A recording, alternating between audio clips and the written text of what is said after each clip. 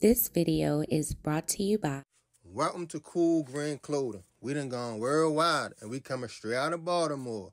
And if you ain't on the team yet, come on, get with us. Come on and make a purchase. Go online right now, coolgreenclothing.com, and make your purchase. Oh yeah, by the way, if you ain't cool and getting the green, you're in the way. That's just basic. What's going on, YouTube fam? This your boy Tony 2 times, and we back with another episode of the Baltimore Way, man. Before I start, be sure to tap that like button. Definitely watch this video to the end to hear the full story and all the details in the case. For the day one fam, welcome back. Y'all already know it's all love. Thanks for tuning back into another episode. If you're new to the channel and you feeling the content, feel free to subscribe. Definitely hit that notification bell so you can be notified every time we drop a new video. Let's get right into the story. Internal family issues. We all have them. Some people choose to sweep it under the rug and keep problems amongst their immediate. We all have heard the saying, what goes on in this house stays in this house. As perfect families only exist on TV shows. We all strive to be great parents, give our kids a better life than we might have had, teach them lessons, morals, and principles that can hopefully guide them through life. But the older they get, the trickier things get. Teenagers often go through a phase our parents just don't understand. And some even start looking at the same people that gave them life as enemies. Discipline is important when a child does wrong. You correct them so they won't go out into this world thinking they can do whatever they want and end up in a bad situation. But what happens when your own child decides that they are above being corrected, even though they are still living under your roof? You as a parent might know they're not ready to be outside on their own, but keeping them around could be just as dangerous. And on this episode of the Baltimore Way, we will discuss a case of a good family that ended up in a tragic situation. Back in 2017, 46-year-old Devin Valet had created a good life for his family. Having a great job years prior, but being ambitious, the young father wanted to serve his country and wanted more for himself. So in 2002, he enlisted in the Maryland National Guard, doing a lot of stateside missions before eventually going overseas to serve in Iraq. Surviving the events that took place, Devin soon returned home to be promoted to a recruiter. As a proud member of the National Guard, by 2017, Devin had a beautiful family, a wife and 2 sons, which one of them was a junior, carrying his father's name. The family were living in a nice home in Towson, Baltimore County, taking vacations, enjoying life. His sons both went to good schools.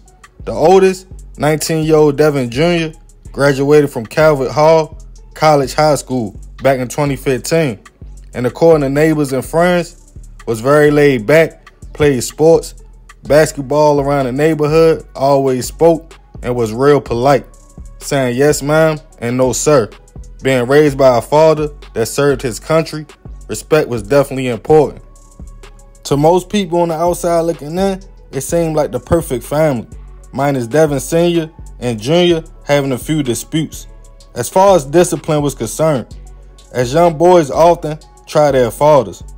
Back in 2013, when Devin was 15, police was called to the home after a small beef between the father and son, but nothing came out the situation.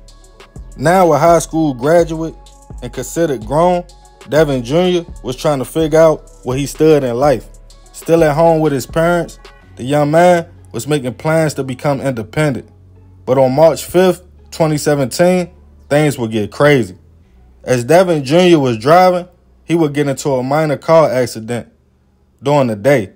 Nothing major, but being that he was allegedly driving a vehicle that wasn't exactly his, but a family car in which his parents was paying car insurance for, his mother came and picked him up from the scene and drove him home frustrated. The situation would cost the family more money. She would let the young man know he should be more careful while on the road. But now feeling grown, Devin was bucking the system, going back and forth with his mother.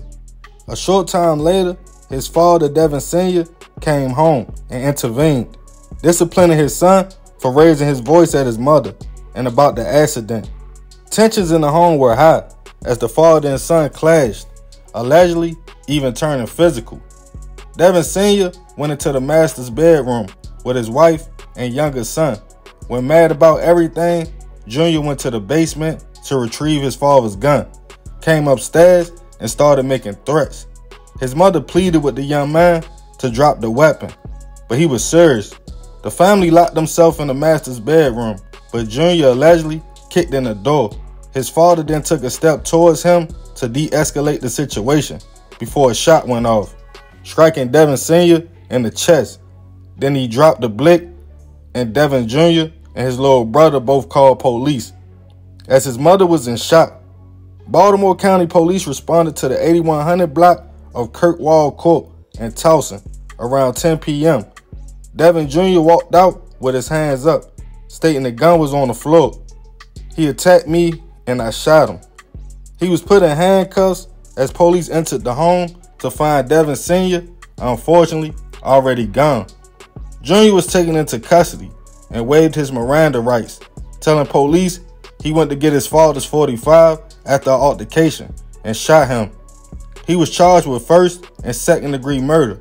When asked why he just didn't leave the home, Devin Jr. stated it was cold outside and he had nowhere else to go. As the news hit the neighborhood, no one believed the quiet young man would do a thing like that. Friends stated all he did was play sports, laugh, and just chill. They thought there was more to the story. One neighbor described the family as almost perfect. No issues that anyone noticed. Polite and always social. Devin Sr. was described as a tough man, but fair, who did instill discipline in his boys, but nothing crazy. Devin's wife eventually relocated and was left trying to pick up the pieces after losing her husband and her oldest son facing prison. Even though Devin Jr. confessed to shooting his father, there's no updates on the case at this time. If he was ever convicted or sentenced, usually when someone confesses, the state gives them a plea deal offer, off record. There's no need for a public trial. Rest in peace to Devin Sr. I send my deepest prayers and condolences to the family, especially his wife and youngest son who witnessed the situation. You can do all you can to provide for your family and get them a good life. Work hard, buy a house somewhere nice, send your kids to the best schools, but one bad day, depending on the circumstances, could end like this, because unfortunately, life is not perfect, and there's no handbook to being a parent. Devin Jr. shook his whole family because he was mad. His father and mother disciplined him while living in a home. It could be a lot deeper, but it sounds like to me just too much privilege. But I want to know what y'all think about this situation. Remember to definitely be respectful in the comments. Yeah, man, I ain't going to talk y'all head off with this one. Rest in peace to Devin Sr. I can only imagine what was going through his mind when his own son came back upstairs and used his own weapon on him. Crazy, man. But yeah, y'all leave it in the comments. Definitely let me know what y'all think, man. This is another episode of the Baltimore Way. I appreciate you if you made it to the end. This your boy Tony 2 times. Love, fam. I'm out.